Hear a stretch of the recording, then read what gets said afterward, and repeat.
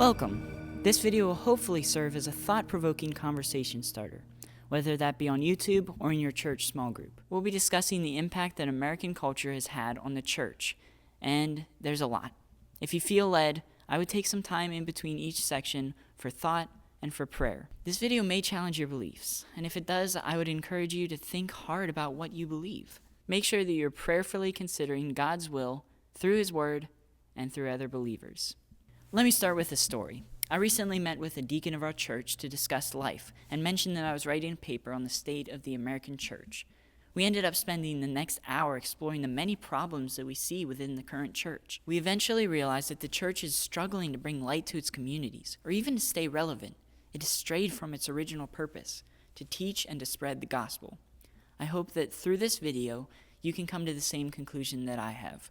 I would argue that the American church has been stained and corrupted by humanistic beliefs that place man and God on the same level, making its missions and its outreach attempts ineffective and sometimes harmful.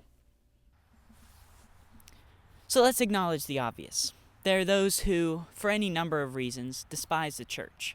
David Kinnaman makes a claim in his book Unchristian that Christianity has an image problem. He's right, as probably most of us know. His book discusses the newer generation's thoughts on Christianity and how Christians should respond. Kinnaman noticed that the response to Christianity was becoming more and more negative over time, with many declaring that Christians are anti-gay, anti-choice, angry, violent, illogical, empire-building, convert-focused people who cannot live peacefully with others. Wow. Many of those outside of the church have heard of or have had negative experiences within the church, pushing them away and erecting strongholds not easily shaken.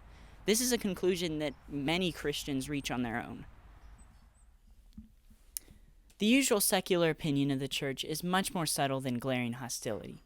While the church is accused of being bigoted or hateful by select groups, the popular consensus among non-believers today is much more dangerous.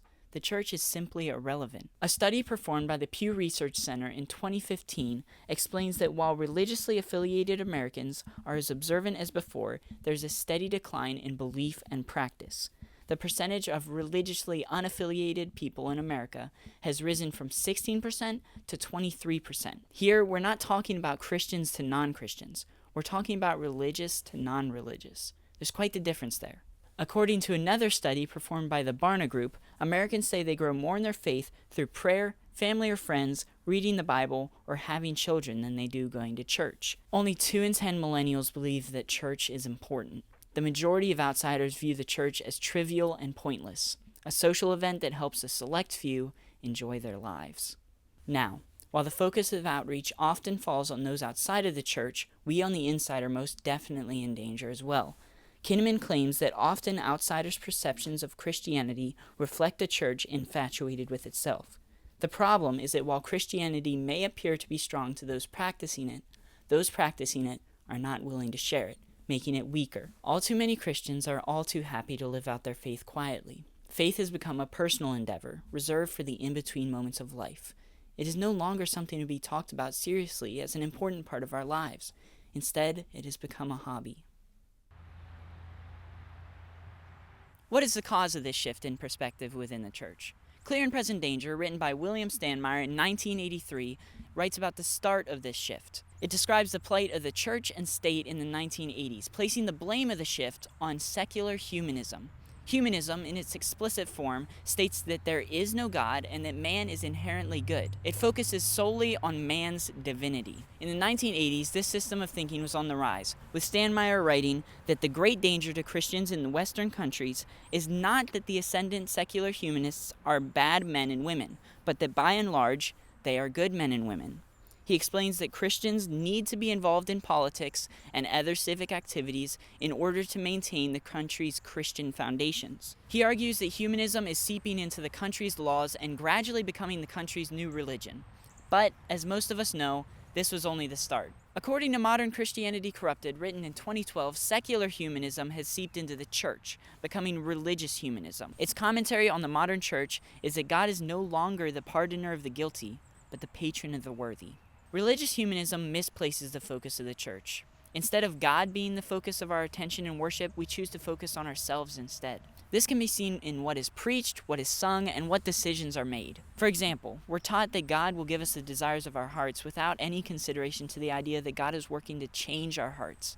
We sing about the moment of salvation and forget that there's a lifelong journey ahead of us, full of struggle and difficulty. We decide that our events will be exclusive to church members and dictate what kind of events can be led in the church building. From looking into the past, it appears that God has woven struggle into the beauty of his church. He knows that the fight is where we find him. The fight today lies in battling the appealing nature of religious humanism that places man's relationship with God at the same level as God himself. Now, there is a very personal aspect of our relationship with God, and we need to devote time to cultivating that.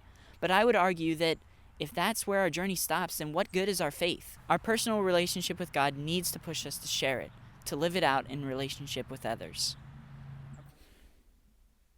When we place the emphasis on our personal faith journey, we diminish the action that we should be taking to help those in physical and spiritual need. When Helping Hurts, written by Brian Fikkert and Steve Corbett, discusses the problem with applying the Western perspective to helping the poor. It explains that when North American Christians do attempt to alleviate poverty, the methods used often do considerable harm to the materially poor and the materially non-poor. With our current mindset, we often hurt not only those we're trying to help, but ourselves as well. This pertains not only to helping those that are in physical need, but also to those that are in spiritual need.